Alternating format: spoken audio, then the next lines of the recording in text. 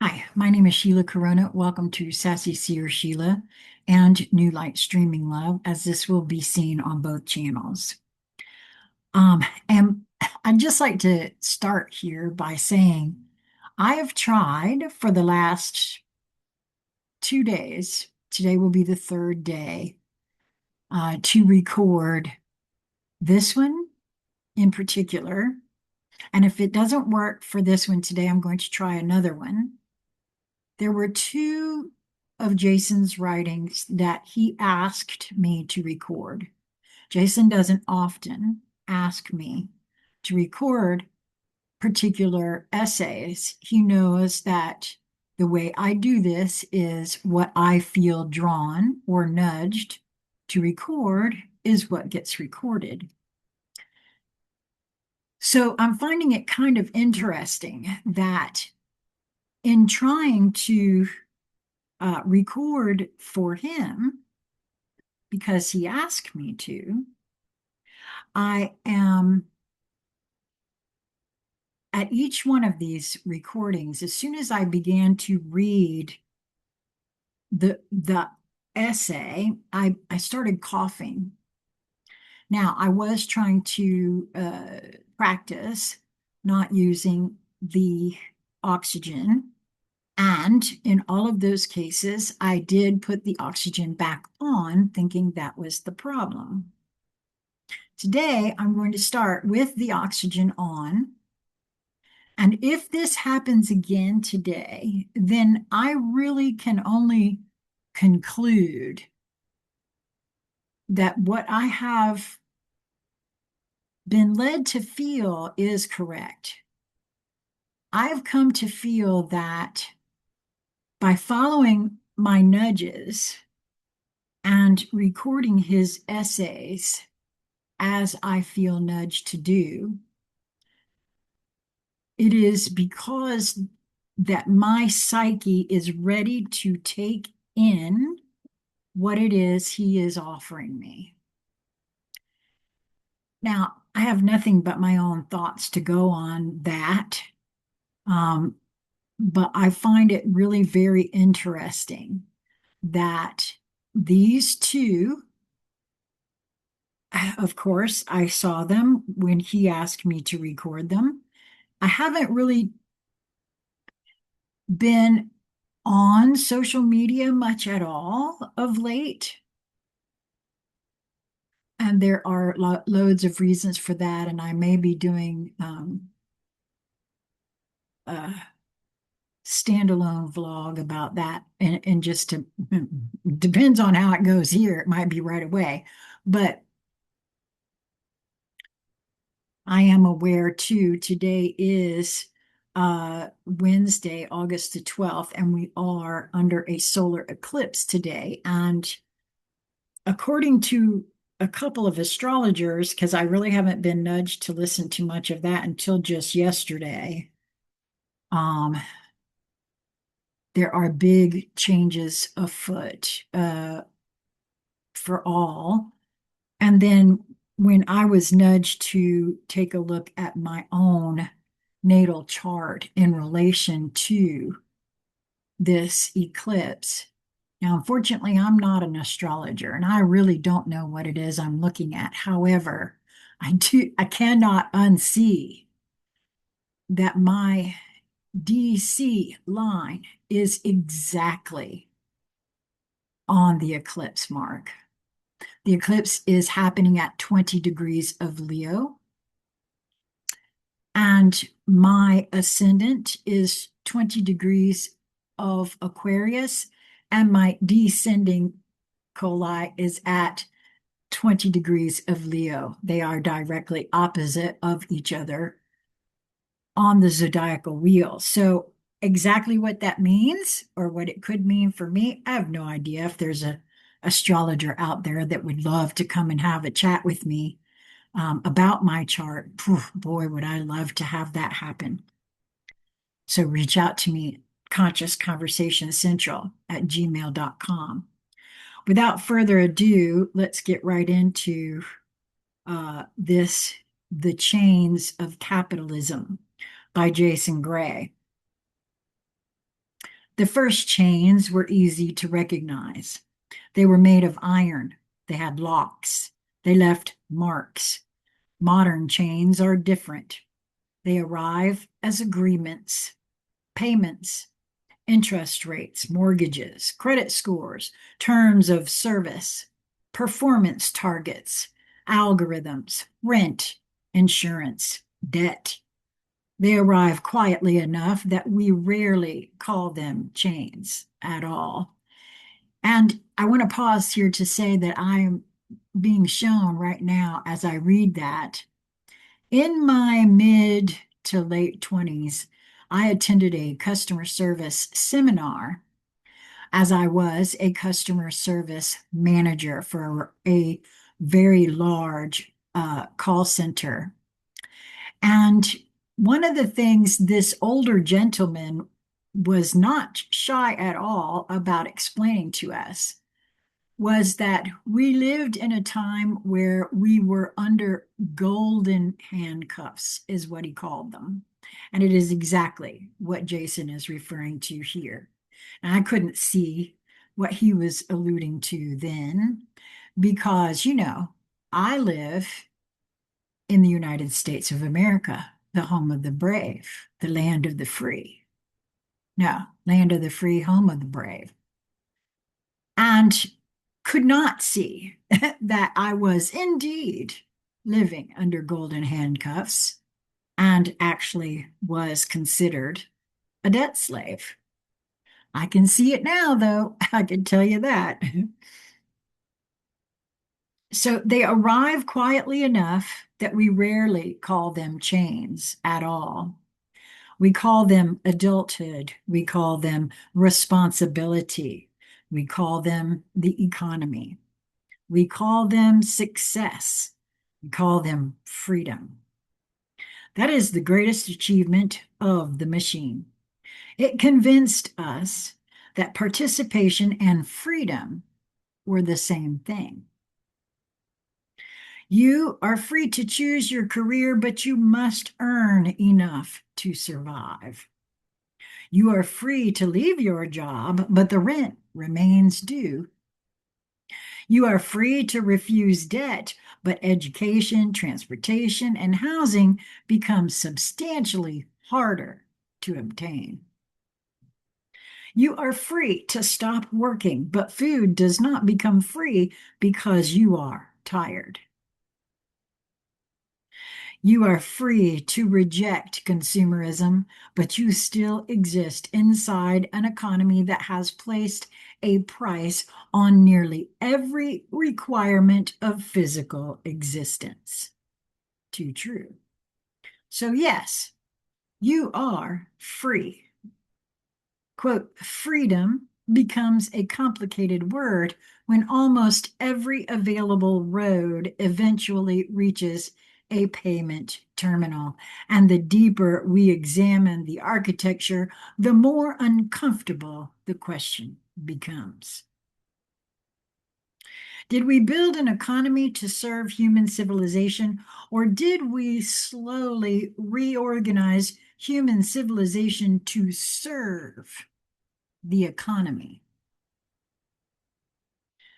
The original exchange. Money itself is not evil.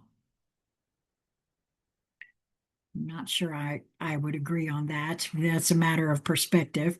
Markets are not inherently evil. Ownership is not inherently evil. Profit is not inherently evil. Ambition is not evil. Commerce is not evil. The ability to create something, sell it voluntarily, build a company, employ people, invest capital, take risks, and benefit from successful decisions has produced extraordinary progress. That must be acknowledged. Capitalism helped accelerate industrialization. It helped distribute goods across continents. It rewarded certain forms of innovation. It allowed ordinary people in many societies to own businesses and property in ways that were impossible under older economic arrangements. The criticism begins somewhere else. It begins when a tool becomes doctrine. When profit stops being one consideration among many and becomes the measurement against which everything else is judged. When the question changes from, quote, does this improve human life, to can this generate a return? Those questions occasionally produce the same answer. Sometimes they do not, and when they do not, we discover what our civilization actually values. The commodification of existence. Look around carefully. Nearly everything has entered the marketplace. Land, housing, water, food, transportation, healthcare, education, entertainment, communication, information, personal data, attention, privacy, even loneliness. Industries designed around insecurity, industries designed around fear, industries designed around desire, industries designed around boredom, industries designed around the simple human need to be noticed. Every human vulnerability eventually becomes a business opportunity when sufficient money can be extracted from it. This does not require a conspiracy. That is what makes it more powerful. No secret room is necessary. No hidden committee needs to decide that insecurity should become profitable. The incentive already exists. If solving a human problem generates revenue, capital flows toward the solution. But there is a darker possibility. If continuously managing a human problem generates more revenue than permanently solving it, the incentives become more complicated. Marketplace does not possess a conscience. People possess consciences. Markets possess incentives, and incentives must be designed carefully because systems eventually optimize for whatever they reward. If we reward only profit, we should not be surprised when profit becomes the answer to questions that should have morality. Manufactured scarcity. Scarcity is real. There is only so much land, only so much energy, only so much material, only so much labor, only so much time, but not every scarcity experienced in modern civilization is purely natural. Sometimes scarcity is structural. Sometimes abundance exists, but access does not. Food can exist while people remain hungry. Buildings can stand empty while people remain homeless, and that is shown everywhere. Medicine can exist while patients cannot afford it. Technology can exist while communities lack access to it. Knowledge can exist behind paywalls, except here. Products can be destroyed because distributing them cheaply would undermine pricing. Housing can exist primarily as an investment while people searching for somewhere to live are priced out. I can attest to that as an older person who's trying to survive on $1,600 a month. That's not happening unless you have multiple housemates. Thank goodness I have that. This reveals an important distinction. Production and distribution are not the same problem. Humanity may become extraordinarily capable of producing something while remaining astonishingly poor at ensuring everyone who needs it can obtain it. Why? Because capitalism generally distributes according to purchasing power rather than need. Now, I would like to pause here and say something that I have asked myself questions in regards to the difference between want and need. Just want to put that out there because I started seeing that there were some things that I wanted, but I didn't necessarily need. So I invite everyone to ask yourself those questions. That mechanism can be extremely effective for ordinary consumer goods, but when applied to the foundations of human existence, difficult moral questions emerge. Should shelter be distributed primarily according to investment return? Should medicine? Should water? Should education? Should food? There are no simple answers, but refusing to ask because the market has already produced an answer is not neutrality. It is surrendering morality to pricing.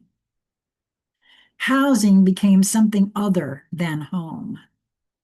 A home should be one of civilization's simplest concepts, a place where someone lives, a roof, a door, a kitchen, a bed, a place where children grow, a place where someone can close the world outside and feel safe. But housing increasingly carries two identities. It is shelter and it is an asset. Those identities can collide. The resident wants affordability. The investor wants appreciation. The tenant wants stable rent. The owner wants maximum return. The community wants homes. The market sees units. The family sees the place where their life happens. The portfolio sees yield. Neither perspective automatically makes someone immoral, but when housing becomes increasingly financialized, something strange happens. Rising housing prices are celebrated as prosperity by people who already own property, while becoming a catastrophe for people trying to enter the market. The same number means two completely different things depending on which side of ownership you occupy. A $100,000 increase in property value can represent wealth creation for one household. For another, it can represent the disappearance of home ownership entirely. That is not merely economics. That is a generational divide, and once shelter becomes deeply integrated into wealth accumulation, reducing housing costs becomes politically difficult because affordability for one group may mean declining asset values for another. The system becomes trapped inside its own incentives. The birth lottery. Capitalism loves the mythology of the self-made person, and self-made people absolutely exist. People rise from poverty. Immigrants build businesses. Workers become owners. Entrepreneurs create companies from almost nothing.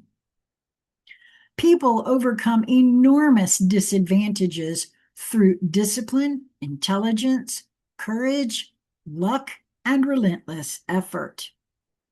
Those stories matter, but exceptions should never be used to pretend starting positions do not exist. Nobody chooses the family into which they are born. From one perspective, I get that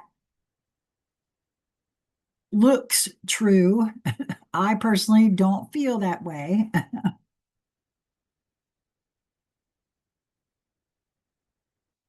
I have come to feel that from a spiritual concept or prospect or perspective, that actually isn't so. However, if one is simply looking at the materialistic way of looking at things, I get what he means here. One child begins life surrounded by stability, tutors, investments, networks, safe housing, and parents who understand financial systems. Another begins amid instability, food insecurity, unsafe housing, underfunded schools, and parents working multiple jobs simply to survive. That was certainly my experience coming up and my son's experience. Both may eventually be told, work hard. That advice is not wrong. Hard work matters, but pretending both children began the exact same race is dishonest. Capital reproduces advantages. A family with assets can transfer more than money. It can transfer stability, education, connections, housing, time, risk tolerance, a safety net, the ability to fail. That last one is enormous. Honestly, I do not see where any of that isn't so for the other as well, coming from that sort of family myself. I don't know, maybe it's just that I cannot unsee things from a spiritual perspective. I cannot simply look at it through the lens of the materialist view anymore. Um, so maybe that's part of why I wasn't actually nudged to record this one myself. Back to the writing here. Wealthy people can often survive mistakes that would financially destroy poorer people. They can attempt businesses, change careers, relocate, take unpaid internships, study longer, wait for better opportunities, recover from emergencies. Money buys more than objects.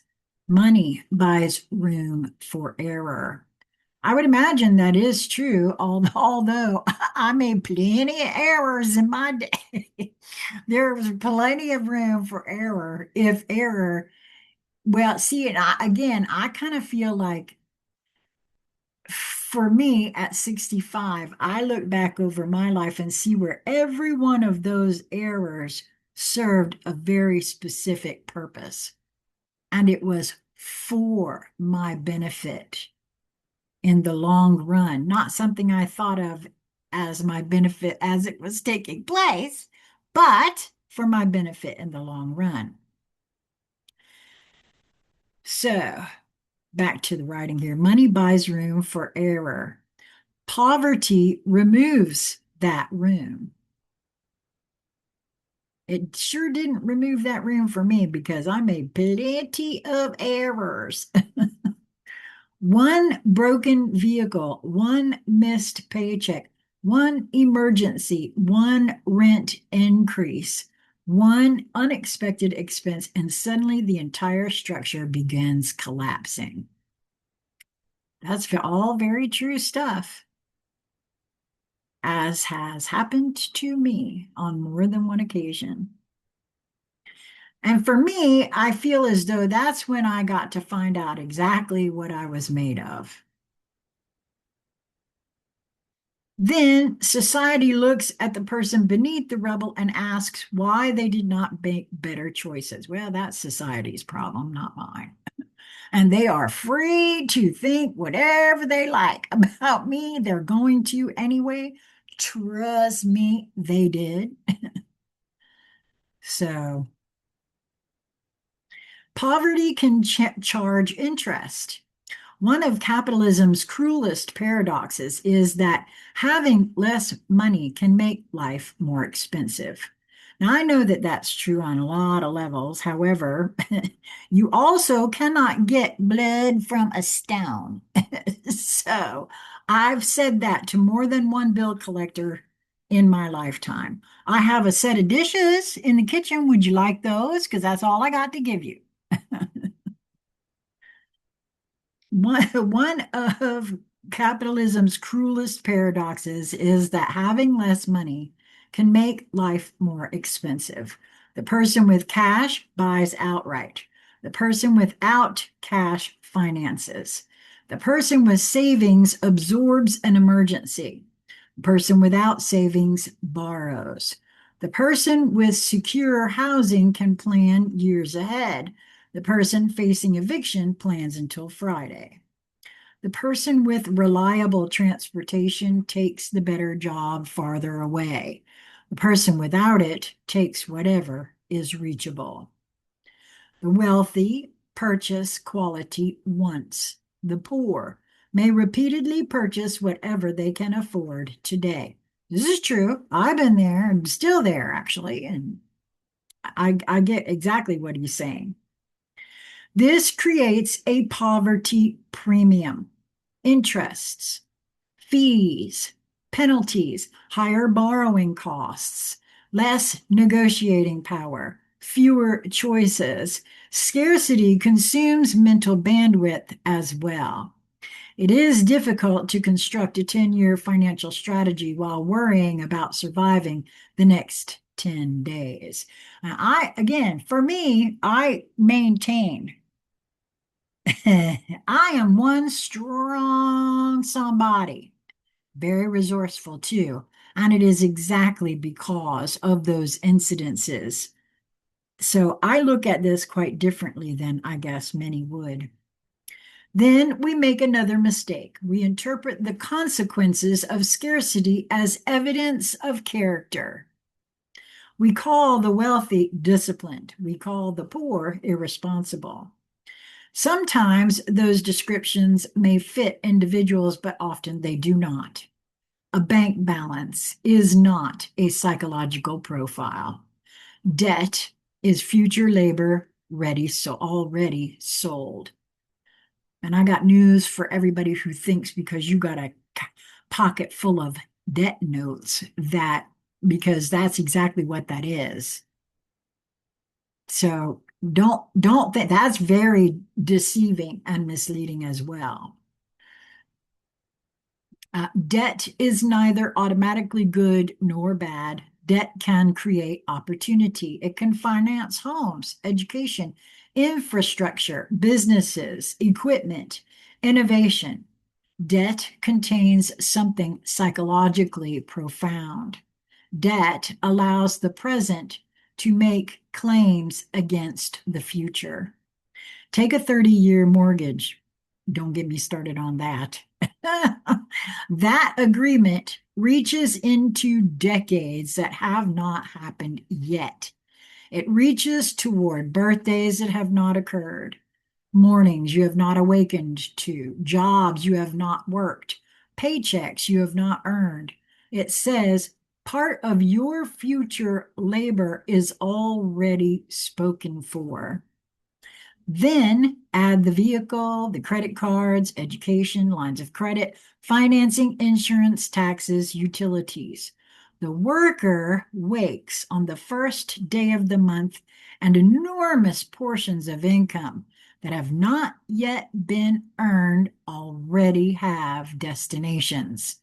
Yes, this is very true. Ask someone who gets $1,600 a month on the first of the month how much I have by the 15th. Not much, I can tell you. This changes behavior. A heavily obligated person cannot take the same risks as a financially independent person.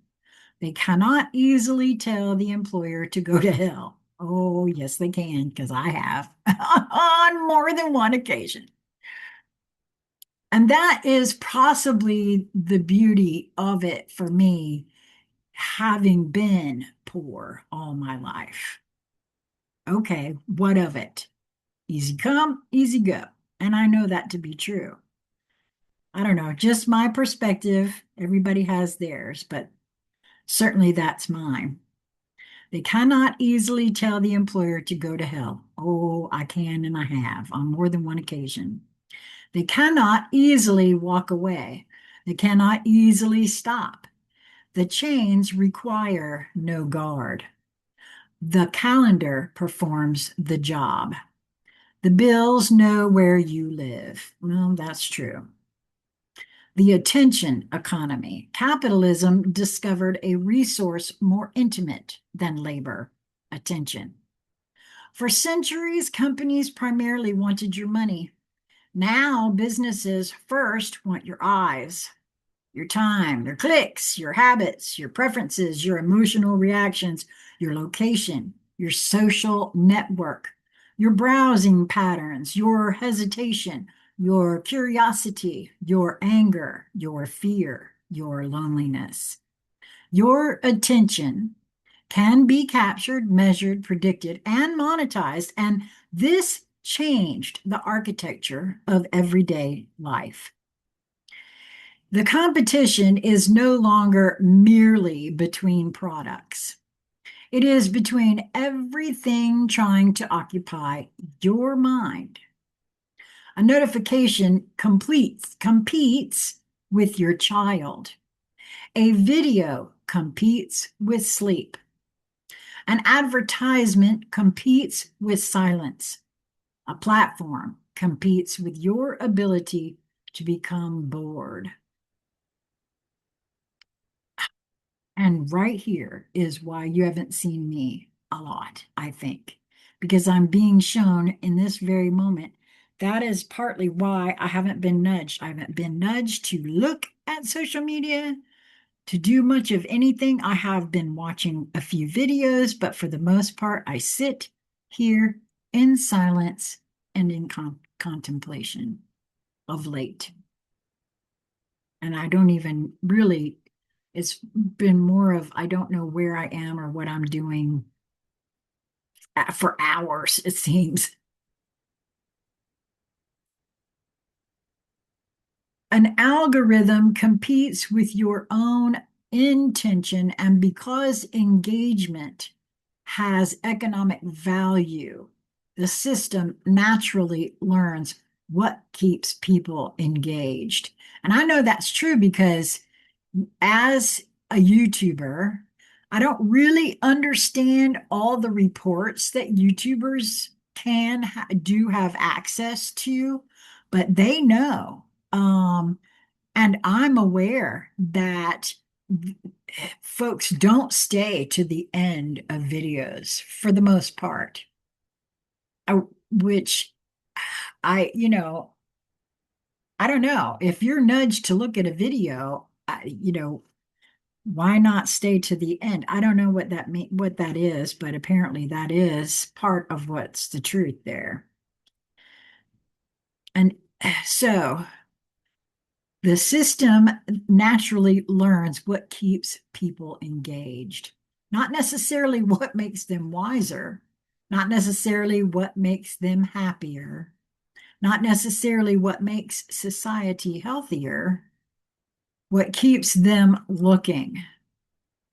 Outrage works, fear works, conflict works, novelty works, validation works, tribalism works. And I have wondered about that because I don't know why, but my guidance was that these kinds of videos were going to be important. And I don't know why, and I don't know, it's just very interesting to me because that is part of what I've been contemplating. Why am I doing this? If virtually no one, and I've done this for myself, and it's very clear that that's what I'm doing it for, but I've been questioning my guidance of late as to, well, what do you mean it's important? And I just keep doing it, but I don't know. I too have noticed that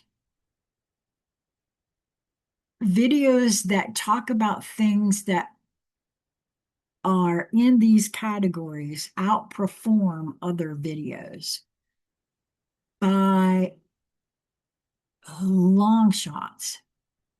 And I don't understand that, but it's not, I guess, for me to understand. So the human nervous system becomes a marketplace.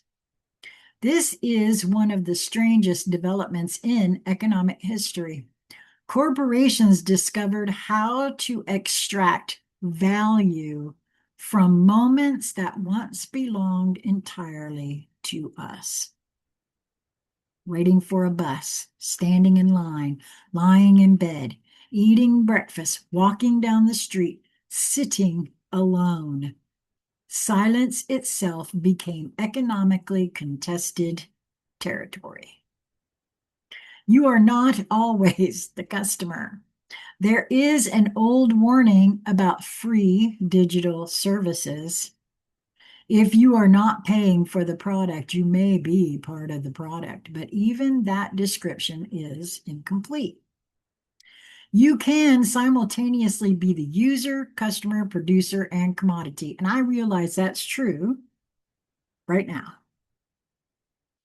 You produce content, you generate behavioral data, you attract other users, you train recommendation systems through your behavior. You create engagement. Then is that why you wanted me to record this? So that I would realize that, but understand I already knew that. Just saying. Then advertisements are placed around your activity. Now, and that brings me to something.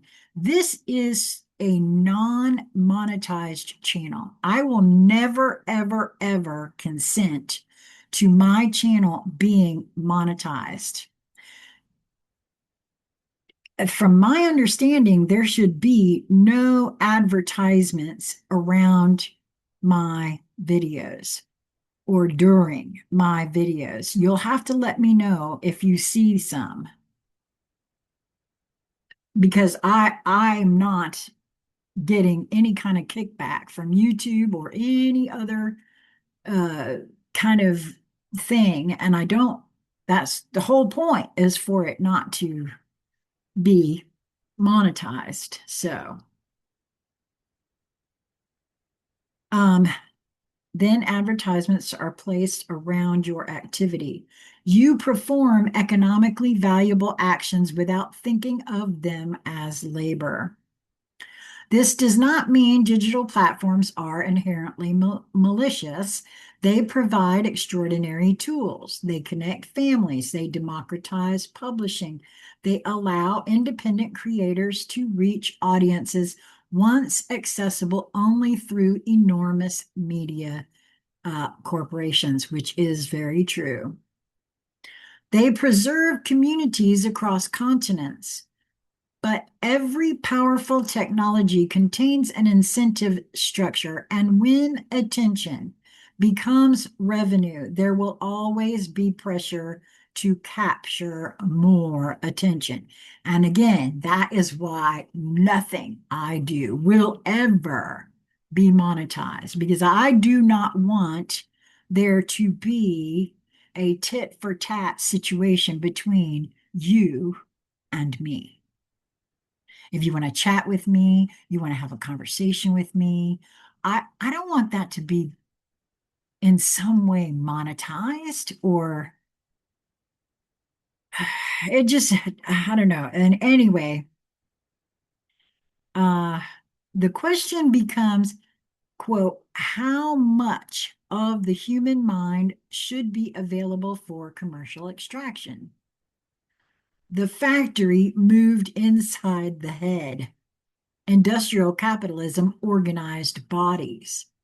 Digital capitalism increasingly organizes attention. The old factory required you to arrive at a location. The new marketplace can follow you everywhere. That's true through these phones. Into the bathroom, no, into the bedroom, into the bathroom, into dinner, into vacation, into relationships, into solitude, into sleep. There was once a physical boundary between worker and workplace. Now millions carry the workplace in their pocket. Email, messages, scheduling software, productivity systems, notifications.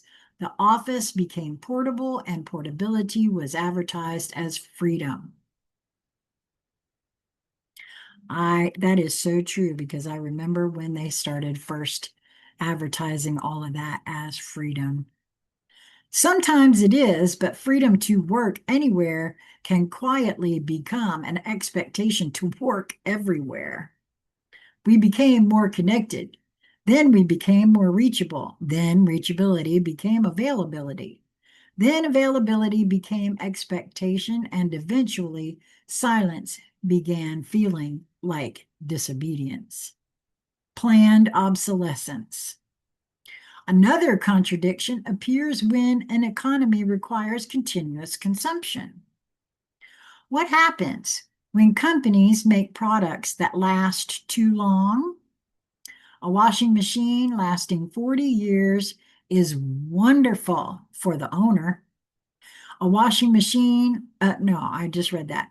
It may be less wonderful for a business model dependent upon selling that household another washing machine. A phone that remains perfectly functional for 15 years reduces replacement cycles. A vehicle that rarely needs replacement changes future demand, so modern commerce contains a tension between durability and repeat sales. Sometimes technology genuinely becomes obsolete because innovation moves quickly. Sometimes components wear out naturally. Sometimes replacement is more efficient than repair, but there are also products deliberately made difficult, if not impossible, to repair. Compartments sealed in components sealed inside, proprietary parts, software support ending, batteries becoming difficult to replace, repair becoming so expensive that replacement appears rational. Then the old product becomes waste. A new one is manufactured. More materials extracted, more energy consumed, more transportation required, more packaging produced, more money changes hands. The economic indicator rises, the landfill rises with it, and we call the transaction growth. Growth. No word is more sacred in modern economics. Companies must grow, markets must grow, revenue must grow, consumption must grow, productivity must grow, GDP must grow, quarter after quarter, year after year. But there is an obvious problem. Infinite material growth cannot occur indefinitely inside a finite physical system. The economy exists inside the biosphere. Every factory is ultimately connected to geology, biology, chemistry, and energy. Every smartphone begins somewhere in the earth.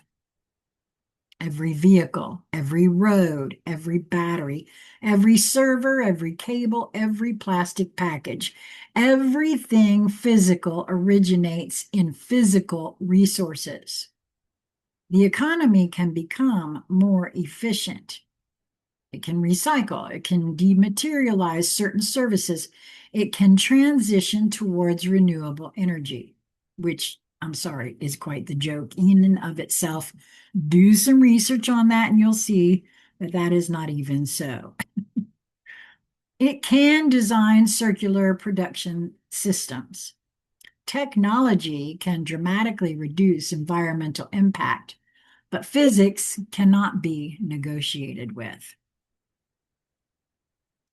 A financial model can project infinite growth. Wait a minute. A financial model can project infinite growth. A forest cannot promise infinite timber.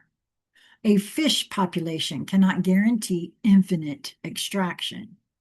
An aquifer does not care about quarterly earnings. The atmosphere does not read annual reports. Nature does not recognize currency, and eventually, every economic ideology must answer to the physical world. Nature, I just read that. The quarterly civilization. There is something deeply strange about organizing enormous decisions around 3-month reporting periods. A forest thinks in centuries. A civilization should think in generations. A child born today may live into the next century. Infrastructure can last 100 years. Environmental consequences can persist far longer, yet corporations under intense short-term market pressure may be rewarded for immediate results. This can produce rational decisions inside irrational time horizons. Cut the cost, raise the margin, beat the quarter, increase the share price. The spreadsheet says success, but what happened outside the spreadsheet? Were workers burned out? Was maintenance postponed? Was environmental damage externalized? Was product quality reduced? Were communities hollowed out? Were future problems created to improve present numbers? This is one of the great weaknesses of any system dominated by short-term incentives. The future does not get a vote. Future generations do not own shares. Children 50 years from now cannot attend today's board meeting. The river cannot hire a lawyer. The forest cannot purchase political advertising. The atmosphere cannot lobby, so civilization must represent interests that markets cannot represent by themselves. That is one reason government exists. That is one reason regulation exists. Not because markets are useless, but because markets are powerful, and powerful tools require boundaries. Corporations are not people in the human sense. A corporation can survive generations. Its employees change, Its executives change, its shareholders change, its buildings change, its products change, yet the legal structure continues. A human being possesses biological limits. A corporation can theoretically continue indefinitely. A human being needs sleep. A corporation does not. A human being eventually dies. A corporation can acquire another corporation and become larger. This produces entities with capacities no individual human being possesses. Enormous capital, enormous data, enormous negotiating power, enormous influence. Again, corporations themselves are not automatically evil. They are organizational technologies. Some create astonishing benefits. Some employ millions. Some develop medicine, infrastructure, transportation, communication, and technologies that genuinely improve life. But corporations respond to structures. If executives are rewarded almost exclusively for maximizing financial return, moral behavior that reduces short-term profit can become institutionally difficult, even when individuals inside the organization are decent people. This is why blaming individual greed alone misses the deeper issue. Systems can generate harmful outcomes without requiring everyone inside them to be malicious. Sometimes ordinary people following ordinary incentives create extraordinary consequences when wealth begins purchasing the rules. There is a threshold beyond which money stops purchasing luxury and begins purchasing influence. The first million might buy comfort. The 100th million can buy access, media, lobbyists, legal teams, political donations where permitted, research, think tanks, public relations campaigns, ownership stakes, entire companies, entire platforms. Large concentrations of wealth can influence not merely what is sold inside markets, but the political and legal environment surrounding those markets. This creates a dangerous feedback loop. Economic power can become political influence. Political influence can shape economic rules. Those rules can preserve or expand economic power. The loop repeats. At that point, the problem is no longer merely inequality. It is democracy, because political equality becomes difficult to maintain when economic inequality becomes extreme enough that some voices can purchase amplification at scales unavailable to ordinary citizens. One person, one vote, but not necessarily one microphone. The ownership divide. There is a fundamental difference between earning money through labor and earning money through ownership. Labor is finite. You have limited hours, limited energy, limited years. Ownership behaves differently. Assets can generate returns while their owner sleeps. Property can generate rent. Businesses can generate profit. Investments can compound. Intellectual property can generate royalties.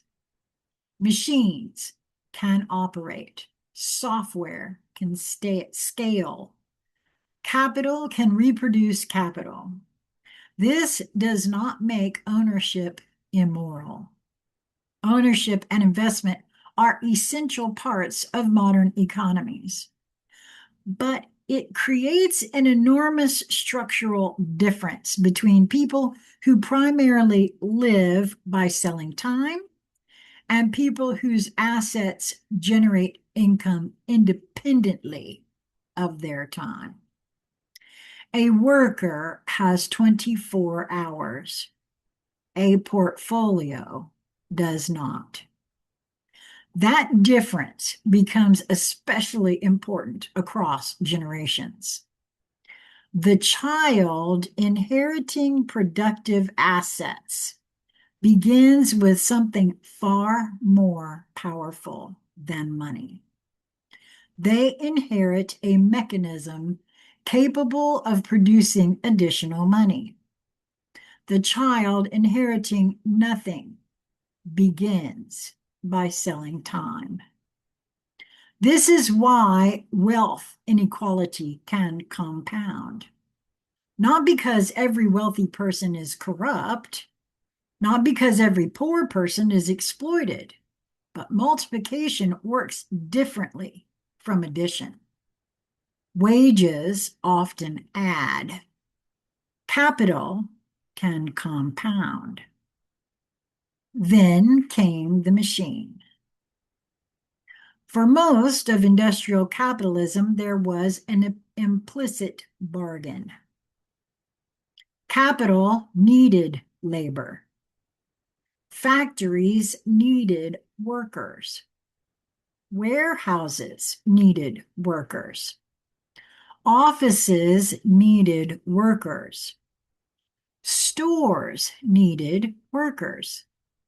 Accounting, transportation, customer service, media needed workers.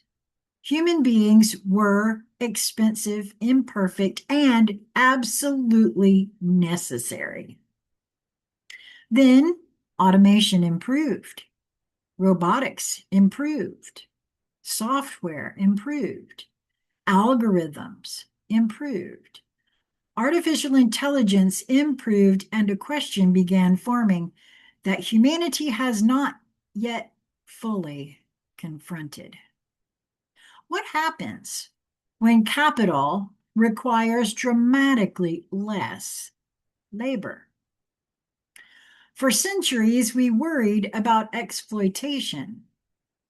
The next problem may be exclusion. Being exploited by an economic system is terrible, but being considered economically unnecessary may create an entirely different crisis. The automation paradox. Automation should be magnificent. If a machine can perform dangerous work, let the machine do it. If software can eliminate repetitive paperwork, let it. If artificial intelligence can perform hours of tedious analysis in seconds, extraordinary. That should mean humanity receives something priceless in return. Time. More time with children, more time creating, more time learning, more time caring for elderly parents, more time exploring, more time resting, more time actually living. That is what technological progress should purchase. But there is another possible future. A company employs 10,000 people. Automation allows the same production with 2,000. Productivity explodes. Costs fall. Profits rise.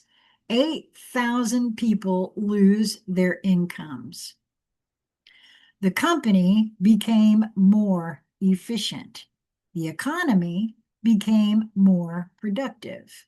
The shareholders may become wealthier, but what happened to the 8,000 people?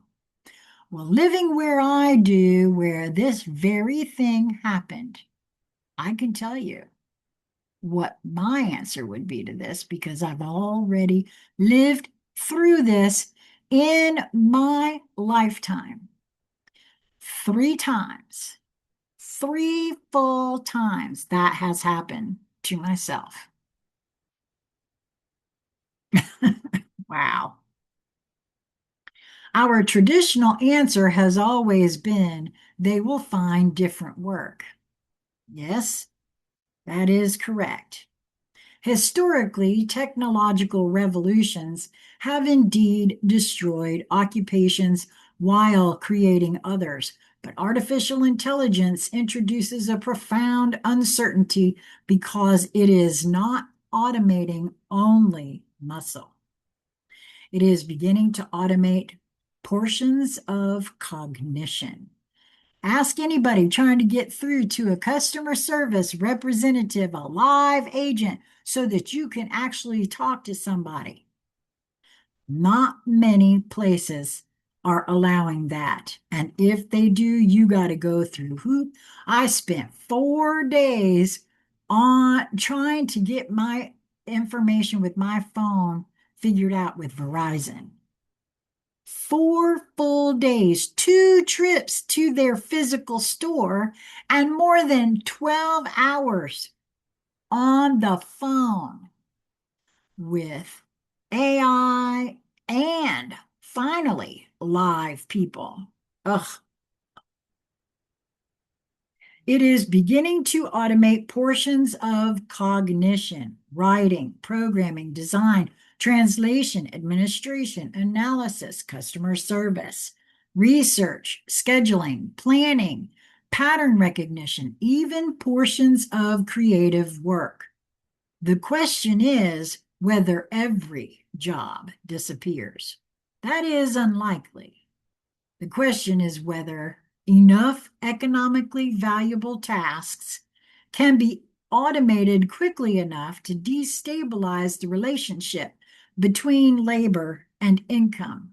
Because if income remains primarily connected to employment, while employment becomes less necessary for production, civilization faces a mathematical problem disguised as a moral one. What happens when the machine doesn't need you?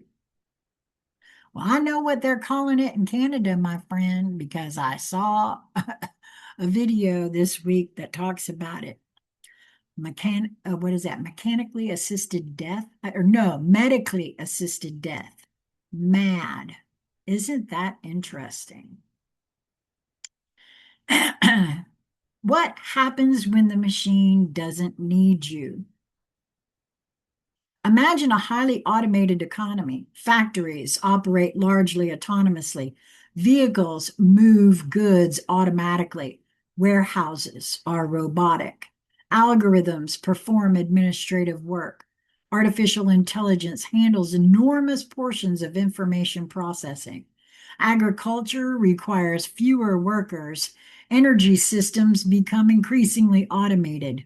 Companies can produce extraordinary quantities with a fraction of today's labor. That could become one of humanity's greatest achievements or one of its greatest failures. It depends on who owns the machines.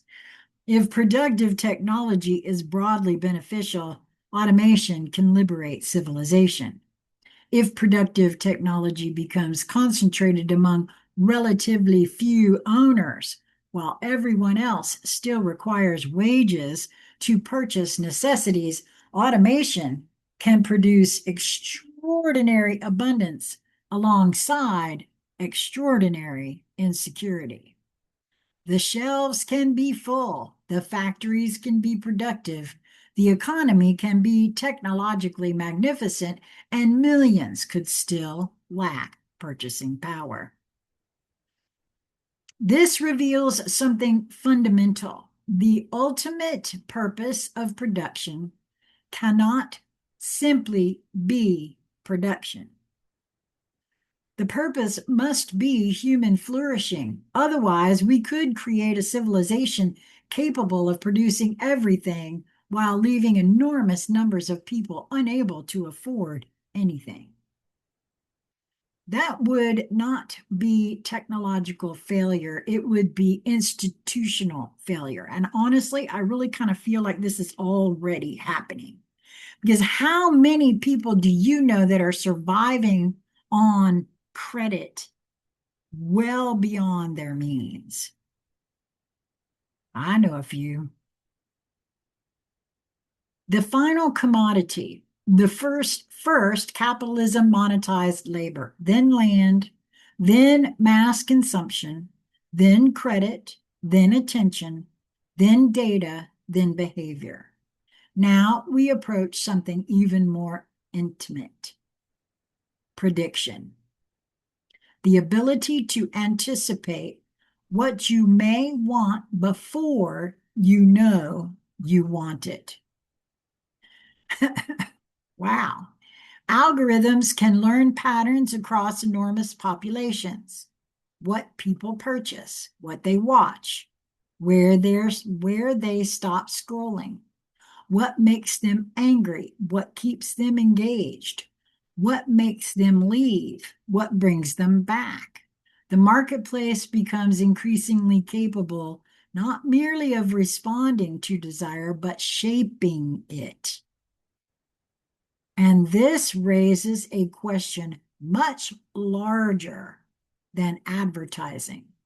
What happens to human autonomy when systems become better at predicting human behavior than humans are at understanding their own behavior? And I got a feeling this has already happened too. The chain no longer needs to restrain the body. It merely needs to influence the next decision, then the next, then the next. A perfectly personalized cage would not feel like a cage. It would feel like preference. The price of being alive. I already feel like that's actually already here.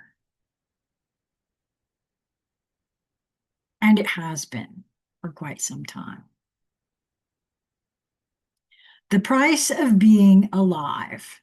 Now return to the beginning. Strip away everything unnecessary. A human being needs relatively little: food, water, shelter, safety, community, purpose, connection, time. Look at the complexity we constructed around those simple needs.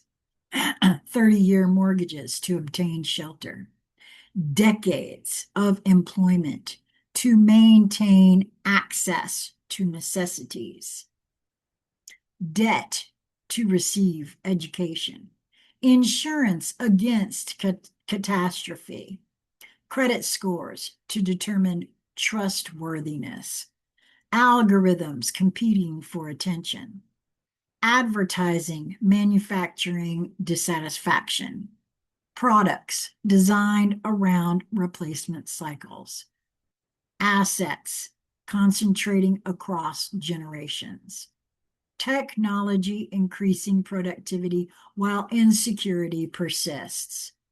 None of this means civilization was a mistake. Complexity produced extraordinary benefits, but complexity can become self-justifying. We stop asking why something exists. We simply learn how to navigate it. That is how chains become invisible. Oh, wow, that is so true. But by people saying, oh, you have to get used to it. Oh, wow. We stop asking why something exists. We simply learn how to navigate it. The very fact that all of us aren't asking more questions about that kind of thing has been at the root of what has been kind of disheartening for me. Why is everybody okay with all of this? Why aren't more people asking these questions? Why do I feel like I'm the only one? And I know that I'm not. I know that's true. But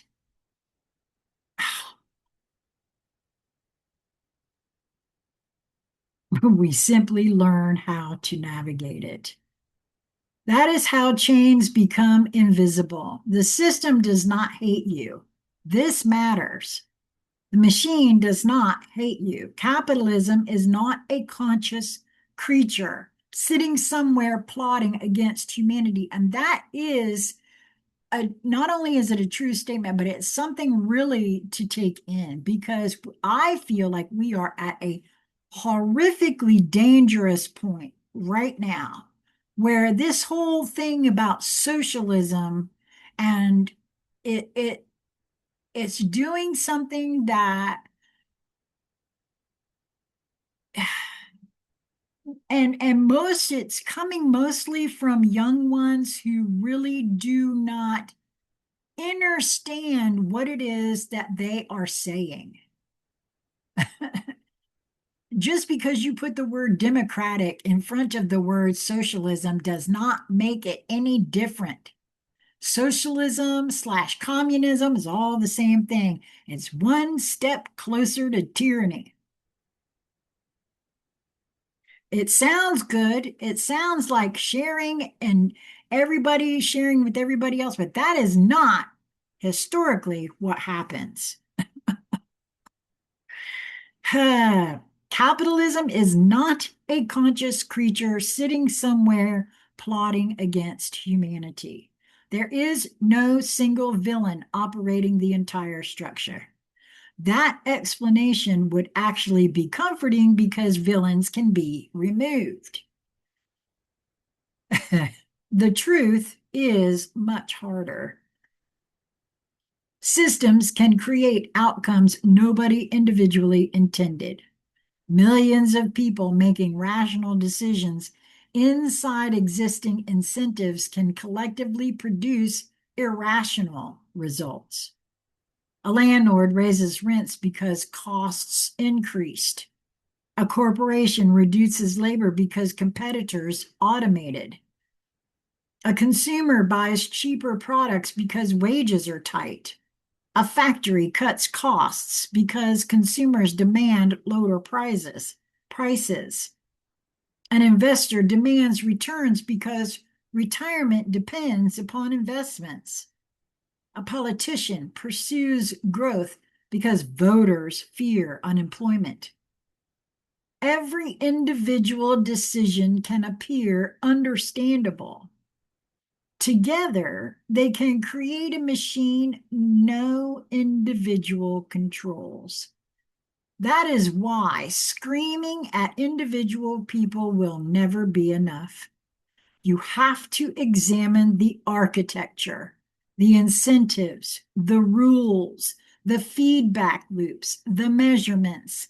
What do we reward? What do we punish?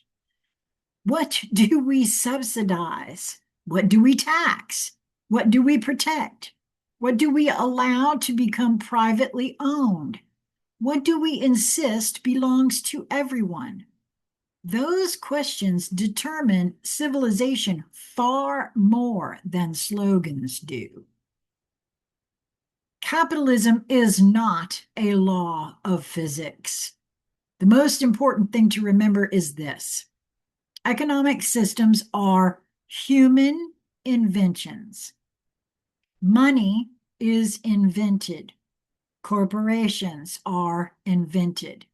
Stock exchanges are invented. Mortgages are invented. Interest structures are invented. Property laws, tax codes, labor laws, patents, currencies, all are invented. Markets are structured through laws, customs, and institutions. These things can be useful. Some are extraordinarily useful, but they are not gravity. They are not electromagnetism, and they are not thermodynamics. They are agreements, and agreements can be changed. The moment people forget that, systems become sacred, and systems should never become sacred. Human dignity should, life should, freedom should, truth should, the earth that sustains us should. But an economic mechanism? No. It should be judged continuously according to whether it serves the civilization operating it. The question is not capitalism or nothing. The conversation becomes useless when reduced to slogans. Capitalism versus socialism, markets versus government, rich versus poor, workers versus owners. Reality is more complicated. Markets are extraordinarily effective at coordinating many forms of human activity. Governments are necessary where markets cannot adequately protect public interests. Entrepreneurship matters. Worker protections matter. Private property matters. Public goods matter. Innovation matters. Regulation matters. Individual responsibility matters. Structural conditions matter. The intelligent question is not which ideology must win forever. The intelligent question is which mechanisms produce the best human outcomes under which circumstances. Use markets where markets work. Regulate them where incentives become destructive. Protect competition. Prevent monopoly. Reward innovation. Protect workers. Encourage ownership. Maintain meaningful safety nets. Invest in education. Build housing. Protect the environment. Ensure technology expands human possibility rather than merely concentrating wealth. The goal should not be ideological purity. The goal should be a civilization worth living in. Reclaiming time. The true revolution is not redistribution of money. It is redistribution of time. Imagine technological progress measured partly by how many hours of unnecessary human labor it eliminates. Imagine productivity gains, producing shorter work weeks instead of only higher output. Imagine automation giving parents more time with children. Imagine older people not spending their final healthy years terrified of financial collapse. Imagine young people beginning adulthood without enormous debt. Imagine workers possessing enough security to leave abusive workplaces. Imagine entrepreneurship becoming easier because losing employer-provided security no longer means risking everything. Imagine creativity no longer requiring exhaustion.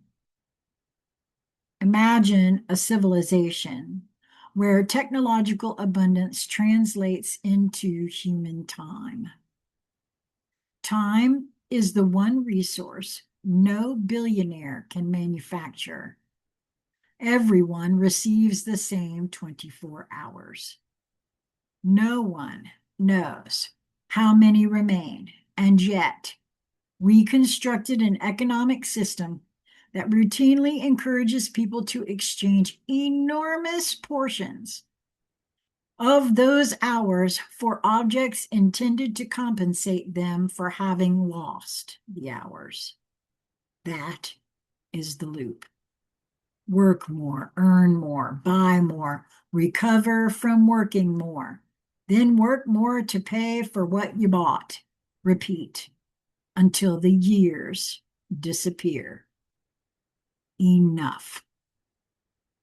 There is a word that threatens every system dependent upon endless consumption. Enough. Not poverty, not deprivation. Enough.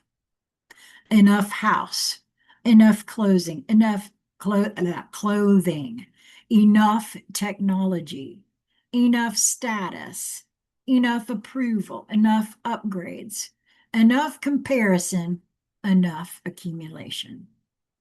The person who understands enough becomes economically dangerous in a very specific sense. They become harder to manipulate through dissatisfaction. Advertising says you are incomplete. They answer, I am enough. The status economy says, show everyone what you have. They answer, I do not care. Consumer culture says, upgrade. They ask, why? The attention economy says, look over here. They turn off the screen. The workplace says, sacrifice everything, and they ask for what? Society says, become successful. They ask, define successful. That person has not escaped capitalism. They have escaped something more intimate. They have escaped automatic obedience to its psychological incentives, the chains we polish ourselves. Some chains are imposed, others we maintain. Comparison, lifestyle inflation, status competition, fear of appearing unsuccessful, the inability to say no, buying things to impress people we do not even know, working ourselves into exhaustion to sustain identities we never consciously chose.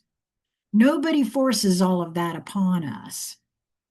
Culture influences us. Advertising influences us. Economics constrains us, but somewhere inside the machinery, personal agency still exists.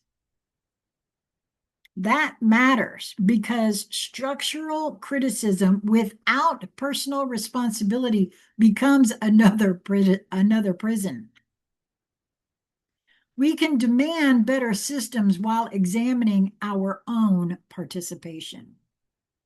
What do I actually need? What am I chasing? Who am I trying to impress? How much of my life am I trading for this? Does this possession serve me, or am I serving the possession? Would I still want this if nobody else could see it? What does enough look like? Those questions are acts of resistance.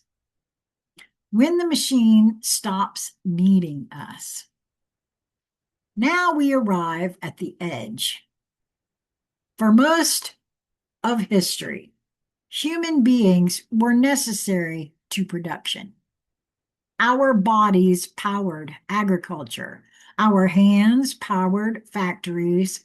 Our minds powered offices. Our attention powered media.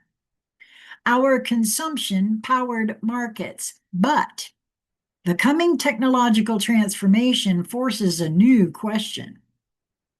What happens if increasingly autonomous systems can produce, calculate, design, transport, manufacture, organize, and optimize with less human involvement? Perhaps humanity finally becomes free, or perhaps ownership becomes the defining question of the century.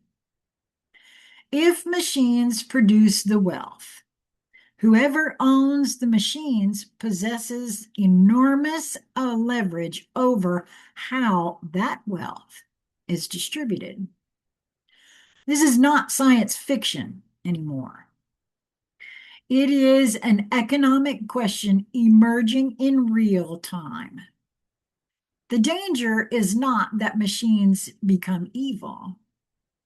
The danger is that we preserve 20th century assumptions about income inside a 21st century production system. If employment becomes less necessary, but survival remains dependent upon employment, the contradiction becomes impossible to ignore. We will have to decide what technology is for. Is automation designed merely to reduce labor costs? Or is its ultimate purpose to reduce unnecessary human labor? Those sound similar. They are radically different. One asks how many workers can be removed. The other asks how much human life can be returned. The civilization after work. One day, our descendants will look back at us with disbelief. They will ask why human beings spent the majority of their waking lives performing tasks machines could eventually perform.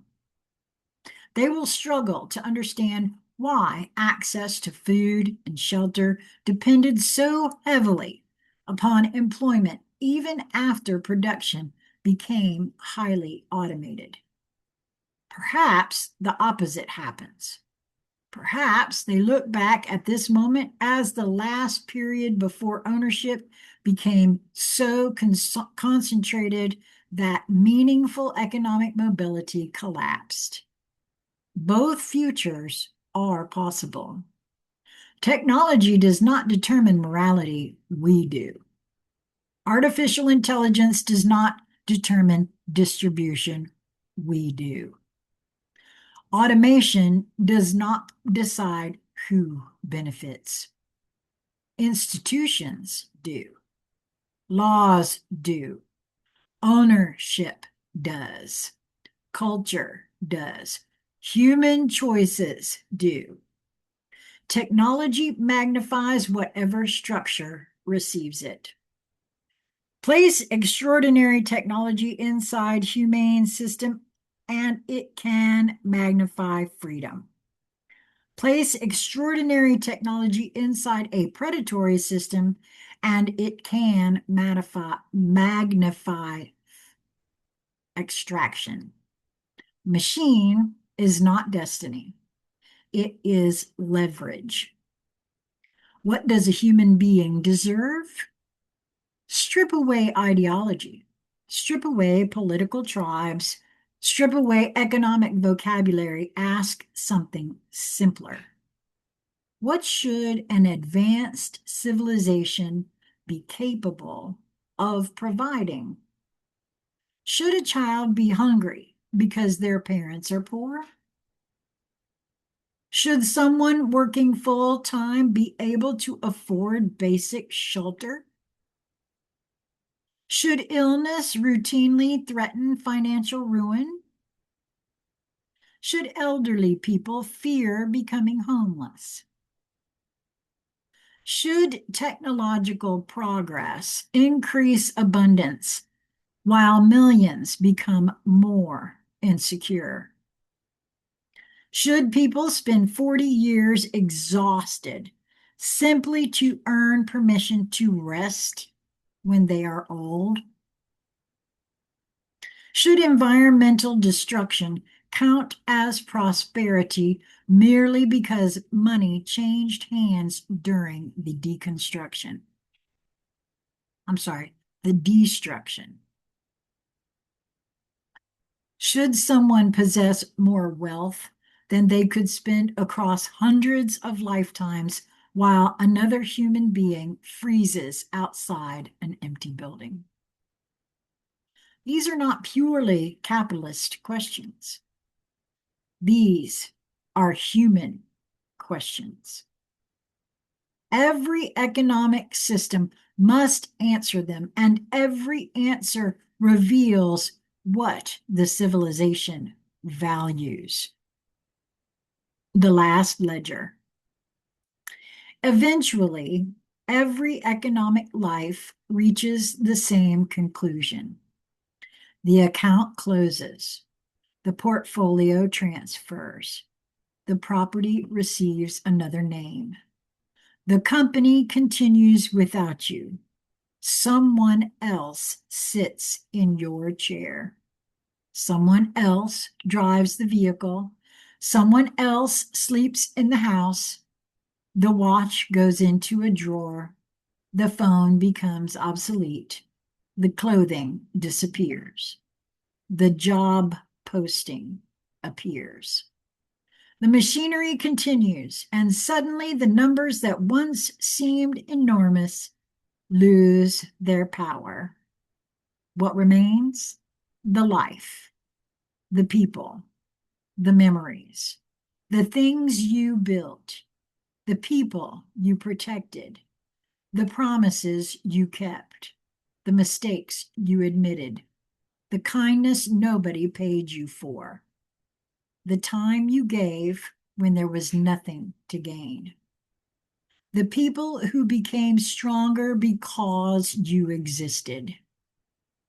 That is a form of wealth capitalism cannot accurately price. There is no ticker symbol for integrity, no exchange for loyalty, no quarterly report measuring courage, no market capitalization for compassion, no compound interest on a sunset you actually stopped long enough to watch, and perhaps that should tell us something. This makes me want to cry. Whew. The most valuable things in human existence have always resisted accurate pricing. The final chain. What is the final chain? It's not money. It is believing money is value itself. It's not work. It is believing productivity determines worth. It is not ownership. It is believing possession determines identity. It is not success. It is allowing someone else to define success for you. It is not capitalism. It is forgetting that capitalism is a tool created by human beings and therefore must remain subordinate to human beings. The moment the economy becomes more sacred than the people living inside of it, something has gone terribly wrong.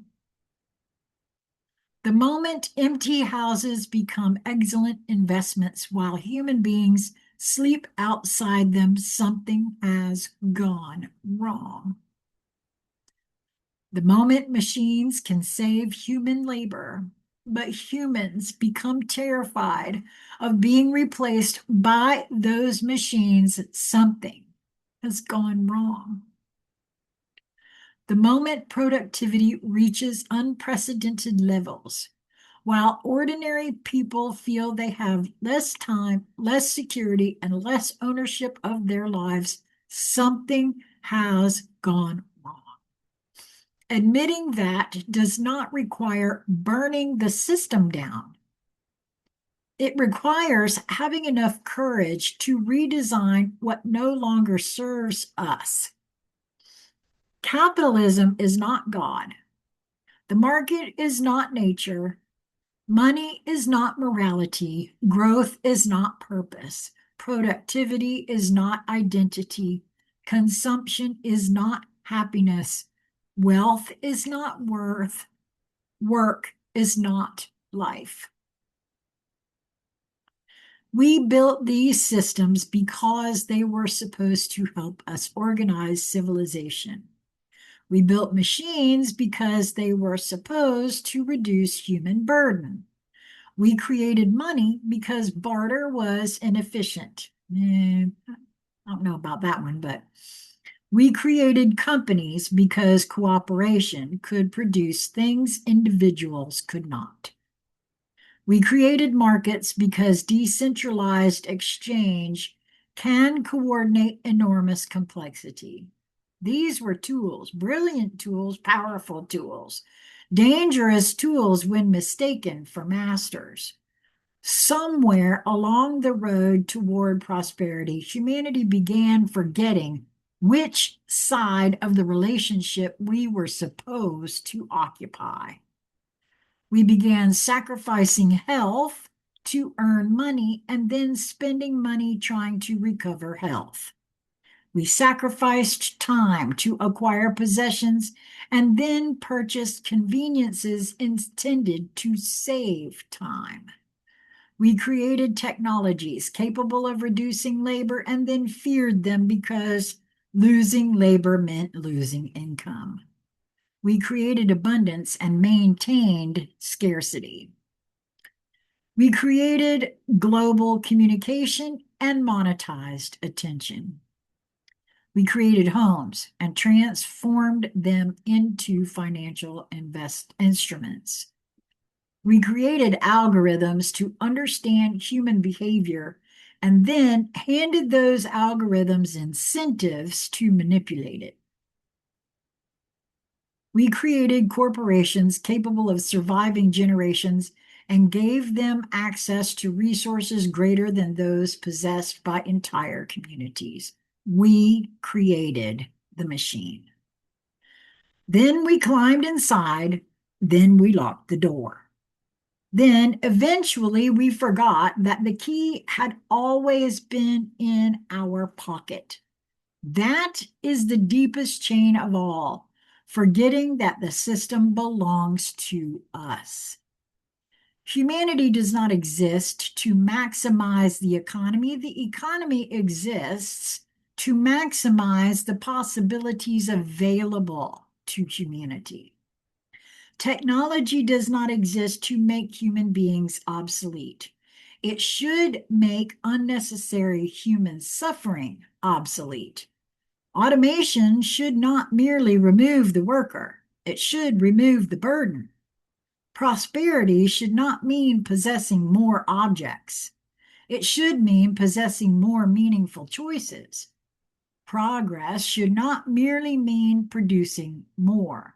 It should mean needing less suffering to produce what we need, and freedom cannot simply mean being allowed to participate in a marketplace. Freedom must contain time, security, agency, dignity, the ability to say no, the ability to walk away, the ability to fail without being destroyed, the ability to rest without terror, the ability to create something that does not generate money, the ability to spend an afternoon with someone you love without feeling guilty because you were not being productive. the ability to exist without constantly converting existence into economic output. That is wealth. That is abundance. That is what all this machinery should have been building toward. The next great economic revolution will not begin with a new currency. It will begin with a new measurement. Instead of asking, how much did the economy grow? We begin asking, how much human suffering did we eliminate? How many people became secure? How much time did technology return? How many children escaped poverty? How many people gained meaningful ownership? How many communities became stronger? How much wilderness remained standing? How many people could afford somewhere safe to live? How much unnecessary labor disappeared? How many human beings gained the freedom to create, learn, care, explore, and participate in civilization without living permanently one missed paycheck away from catastrophe? Then perhaps we would finally understand what an economy is supposed to be. Not a scoreboard, not a religion, not a master, a mechanism, a tool, a servant of civilization. There will come a moment when humanity must choose what all this progress was for.